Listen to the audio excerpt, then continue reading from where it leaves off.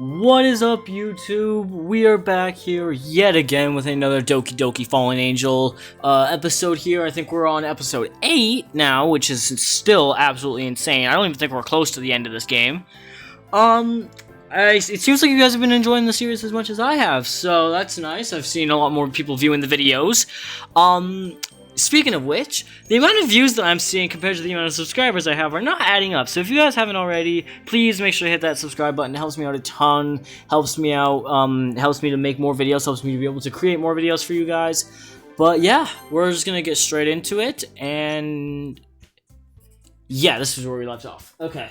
I think last time, if I remember correctly, we went on a date with Yuri, and then something happened with Sayori. I don't remember. I think we I don't know, pissed her off or something. But, anyways, we're just gonna get right back into it. I'm sorry. I thought it would be funny to tease you. Yuri continues to giggle at my expense. Wait, what happened? Hold on. I need to see.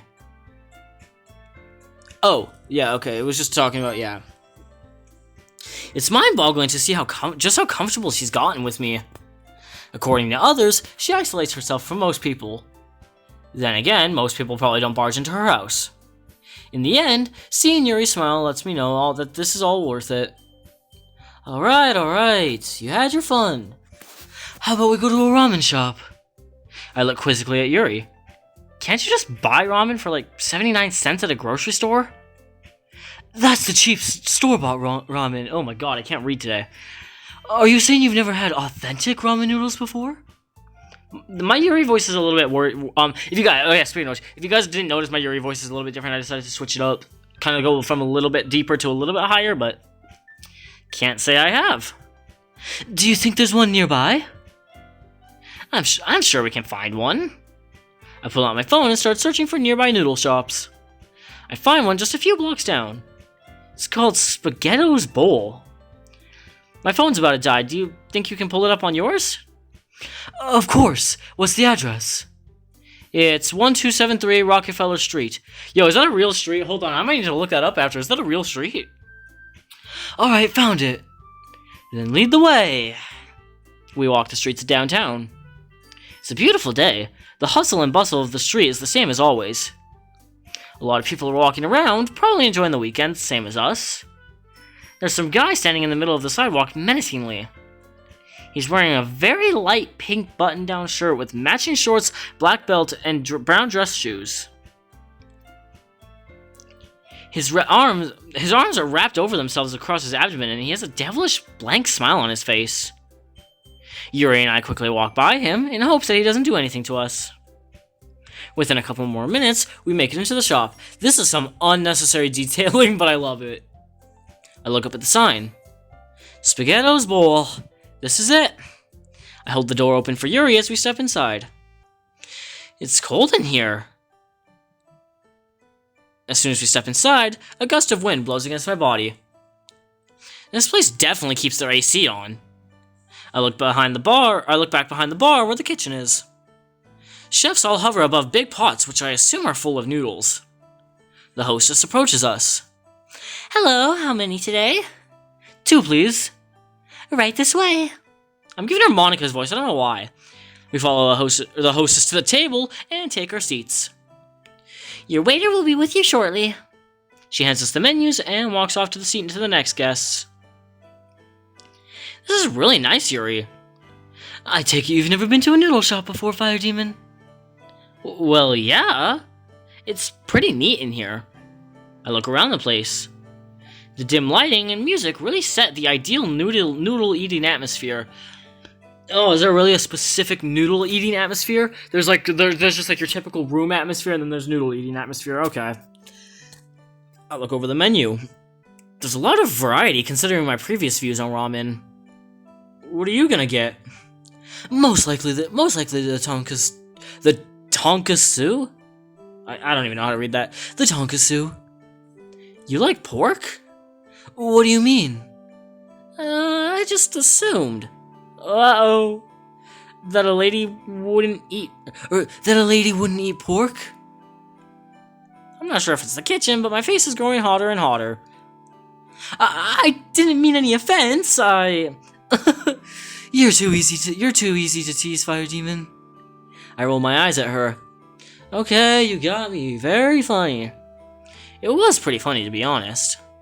I go back to reading the menu. I think I'll just have the same thing. A fine choice, Fire Demon. The waitress arrives at our table. She places 2 glasses of water before us. What can I get you 2? I'll have a tonkatsu. She scribbles into her notepad. And for you, ma'am? Yuri begins to get nervous. Of course. She has the same look she had at the coffee shop. I'll have the same thing. My eyes widen a little as I stare at Yuri. The waitress, oblivious to the situation, writes down the orders. Whew. Will that be all? Yes. She takes the menus and then leaves our table. Is everything okay? I feel the corners of my mouth raise. I just wasn't expecting you to order. Yuri smiles shyly. Well, I suppose when I'm around you, I'm a bit more comfortable being myself. I give her another smile, and she gives one back. That in itself is a small victory. The waitress returns, bowls in hand.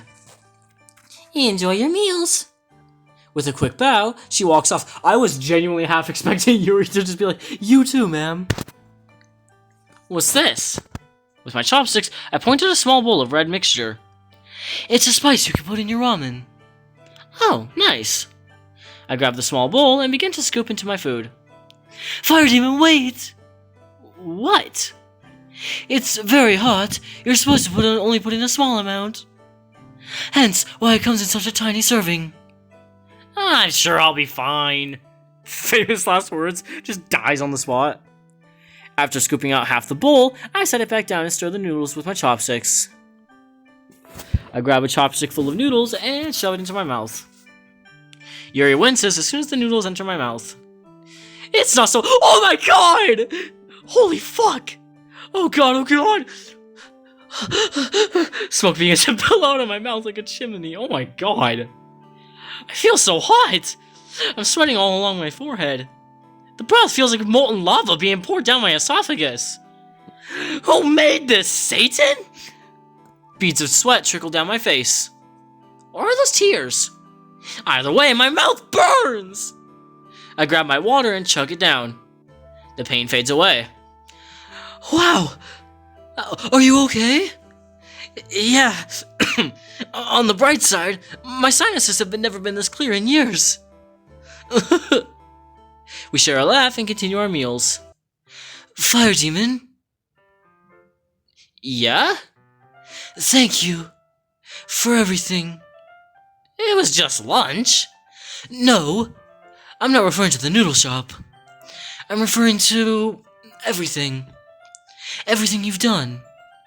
I haven't really felt like I've done much, but when I think about it, Yuri probably has never had a day where she just goes out without a friend, or with a friend. Just one person being with her probably means the world to her.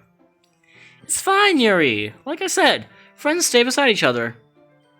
She takes her hand and intertwines it with mine. It's soft, yet tight. Do you think I'm ready to be fixed, Fire Demon? I simply smile at her. I stare into her lavender eyes. Healing begins the moment you accept the pain. I see a tear slide down her face. She takes a moment to absorb my statement. I'll be seeing you, Fire Demon. Have a good night, Yuri. She breaks away and enters her house.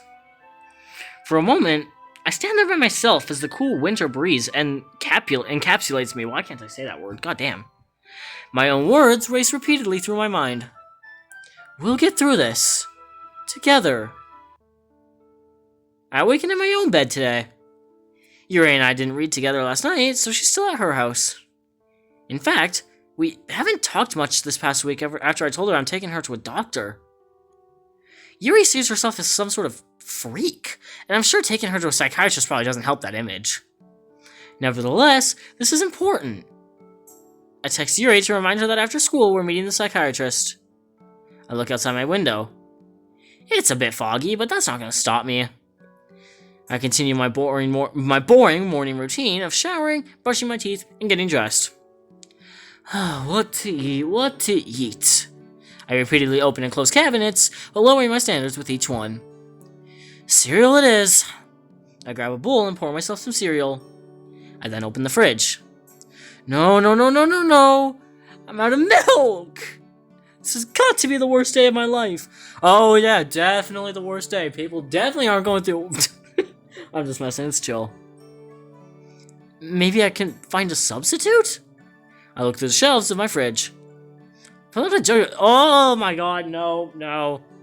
I glance at the bowl of dry cereal. Then at the orange juice. Then back at the bowl. Lord, forgive me, for I am about to sin. Oh god, oh, I can't imagine. Ugh. Last class of the day, and it's almost over. I stare blankly at the clock, watching the seconds tick away. The teacher says something or other about World War II. I don't need to know history. I have my future all figured out. I'm gonna write a song and become a famous musician. I already have the first line down. Gucci Gang. Isn't that a little... Hold on, isn't that a Lil Pump song? I swear to god that's a Lil Pump song. Yeah, okay, it's making fun of, Lil Pump. If you guys have never heard the song, I wish I could play it, but I can't because of copyright shit. But it's basically a Lil Pump song. The bell rings. Appears the school day is over. I told Yuri I would meet her in front of the school. I take a shortcut through the courtyard so I can meet up with Yuri. My mind is going a mile a minute right now. I have no idea what will happen when I bring Yuri to this doctor. Fire demon! I stop at the sound of my name coming from an all too familiar voice. I turn to see who the person is. Oh no. Oh shit, it's Monica. Hiya, fire demon! Or that's Sayori's voice, what am I doing? Hiya, fire demon. Hey Monica. Where are you going? Home. Oh, same. Well, if you don't have any plans, then you wouldn't mind walking me home. I stand there dumbfounded. Why would Monica all of a sudden want to walk home together when we haven't even spoken in a month? Oh, she knows about Yuri. Oh, she knows about Yuri. And it's not like we left on good terms either. I'm actually about to go somewhere. You said you were heading home. You wouldn't lie to me, would you, fire demon? No, it's just that... I look around for an escape route. In the distance, I see a tall purple figure near the gates of the school. I look back at Monica. Her eyes follow mine, and she also spots the purple figure. Oh god, no! Monica, don't you do shit. I see. Monica, I didn't mean to lie to you. I'm sure you didn't, fire demon. I'll go ahead and let you walk home. Bye. Monica trots off. Without another thought, I make a break towards the gate. Dude, Monica's gonna do some fucked up shit to Yuri, I swear to god. Oh, I'm here. There you are, I was getting worried. Sorry if I made you wait, I got caught up trying to take a shortcut. I guess it turned into a long cut, huh? Oh, I just realized what that was implying. God damn it. I let out an awkward laugh, but Yuri still retains her nervous expression. Perhaps long cut wasn't very good word choice. I take her hand and hold it softly in mine. Yuri, look at me. It's gonna be okay, I promise. Yuri slowly nods. Alright, here it is. I look at the clock above the doorway. Right on time, too.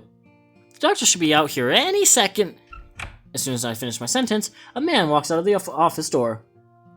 He's an older gentleman with black hair that has started to gray. He wears an outfit you'd see in one of those fancy, expensive magazines. Nice dress shoes, a pristine three-piece suit and tie, and even a gold watch. Dr. Peter Langton, psychiatrist. It's a pleasure to meet you. He shakes my hand.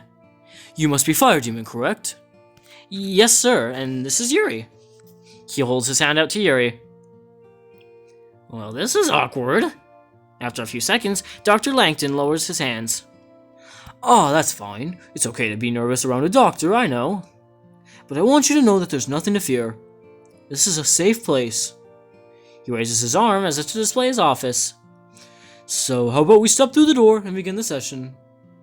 Alright, let's go. Oh, I'm sorry, sir, but for now I wish to only speak to the young lady here. What? Really? Just for now. Perhaps in later sessions you can join in, but for the first time, it's better to be one-on-one.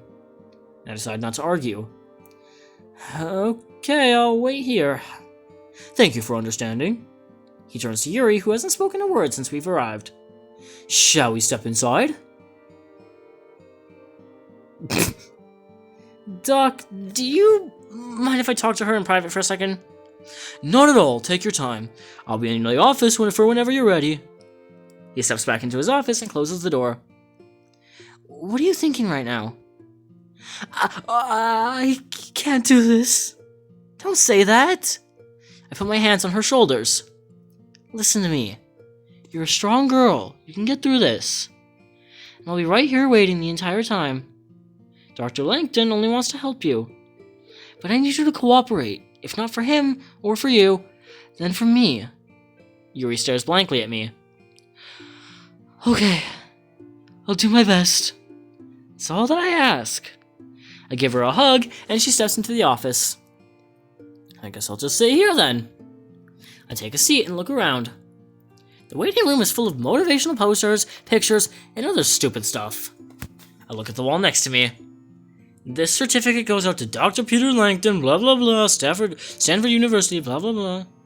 Seems this guy really knows his stuff. This is perfect. For the first time in a month, I think I can finally relax. I'm finally getting Yuri the help she needs. What the? I pull out my phone and I pull out my phone to see I received a text from an unnamed number. You can't protect her forever. I'm assuming that's Monica, so I'm just doing my Monica voice. The hell? This is the same person from a few weeks ago. What could they possibly want? Don't worry. Once she's gone, we won't have to worry about her. It's not like anyone would care. Okay, this has gone too far. I furiously type back a response. Listen, I don't know who you are, but if you don't stop texting this number, you will have some serious problems. You shouldn't threaten someone when you know you can't back up anything you say, Fire Demon. This person knows my name? How has he not suspected this has been Monica yet? My hands are shaking intensely. Who is this? You will know soon enough. I shut off my phone to prevent any more messages. Who is this person? The only person I could think of who has my number is Oh, there's no way this is Sayori. Oh, there is no way this is Sayori. Oh, that'd be the plot twist of the century. Dr. Langton and Yuri walk out of the office. Pushing aside my thoughts, I stand up to talk to him. Give it to me straight, Doc. Your friend is in good health. I look at him quizzically. Really? Yes, she has a common case of social anxiety. It's fairly common, nothing to get too worked over. Perhaps we can schedule another meeting so I can learn more. So, what do we do? There are cases where, with age, the anxiety eventually fades away. There are also therapies and medical professionals such as myself that are willing to help. Simple as that? Simple as that. He gives me a reassuring smile. I don't trust him for a minute.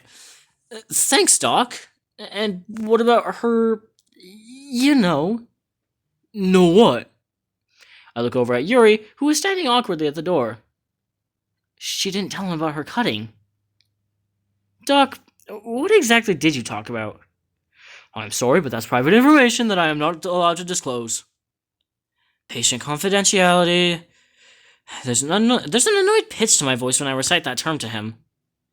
Of course, if she chooses to confide that information to you, that's her choice. Thanks, Doc.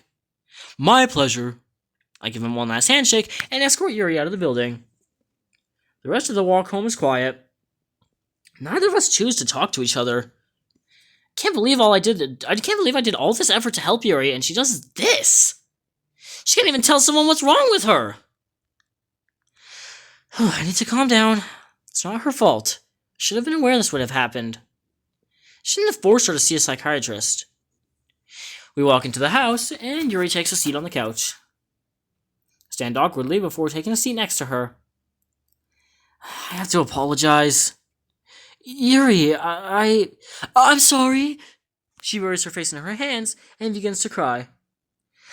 I disappointed you, just like I do with everyone else. I place my arm around her. No, Yuri, I failed you. I should have known better than to force you into something like that. She lifts her head and stares at me. Her lavender eyes are puffy with tears. No, you were right to help me. I want to go back. Can you schedule another appointment? I'm taken aback. Really? I know this is what's best for me, and if you're by my side, I think I can get through it. I'll always be by your side, Yuri. I take her hand and intertwine it with mine. Can you do me a favor, Fire Demon? Of course. I don't know how to go about explaining everything to the doctor. Well, I'm all ears if you need me. Thank you. Yuri takes a moment to collect her thoughts, and an action I see her do quite often. Do you know why I do it? I would guess in order to feel some sort of control over your emotions. You're not too far off. Fire Demon, for all my life I've allowed people to be the glue, the stitches, and the bandages that hold me together. And every time, they've reopened without fail. I was only a small girl when I first witnessed how unforgiving this world can be. My mother and father would argue non-stop. I was scared that one day they may even hurt each other. I used books as a coping mechanism. I would hope that I could drown out my own reality and enter a new one. Eventually, my dad left my mother and my mom had to pick up an extra job to support us. Even with all that happening, I just continued to repress my feelings and read my books. That's how I lived my life until... She pauses her again to catch her breath and collect her thoughts. High school has been the worst years of my life. Everyone is so cruel and selfish. She stares deeply into my eyes. Or, that's what I thought until I met you. But even so, the kids would always call me foul names and spread rumors about me. Boys would always pick on me, or stare at me when I walked by, or call me obscene names. She's starting to panic. I can see the fear in her eyes grow with each sentence. Yuri, I think we should stop here for now. No! I need to get this out. Please. Tears continue to glide down her cheeks. God damn, we're getting into some deep shit. Oh my god. I slowly nod and allow her to continue. I didn't know any other way to get rid of the pain inside. There's no such thing as a cure for pain. I had to find a way to release it somehow. I try to understand what she's saying. So I was right, it's a coping mechanism. It was at first. At first? At first I was really scared. But that moment I first did it, the feeling of the blade splitting into my skin, the cold steel gliding along my arm, the beauty of the crimson streams flowing down my arms. It was exhilarating. What? It no longer became a way to deal with the pain. I had been seduced by it. It almost felt good to cut. I knew it was bad, but I couldn't stop myself. My mind was already lost. I wasn't strong enough to stop the urges. I'd get a feeling in my body I didn't understand, screaming at me to let go of everything I'm feeling. When I do it, it feels like I'm in my own world. It's the same feeling as when I'm reading a book, except the words are written in red, and the blade is my pen. But a book eventually ends. My arm could heal, and I could continue to relive that moment of true freedom continuously. This is worse than I thought.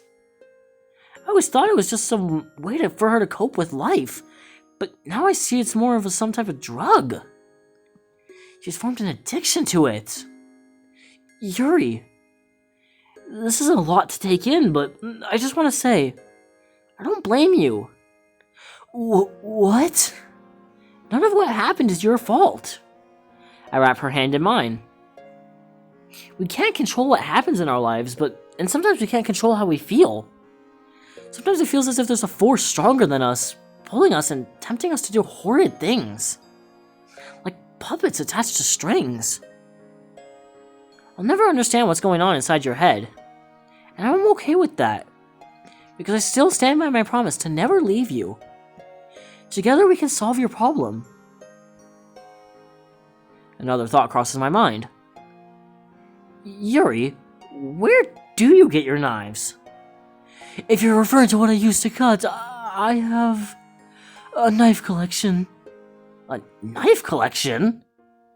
I've been hiding it whenever you came over, because I thought you would get mad and find it unlikable.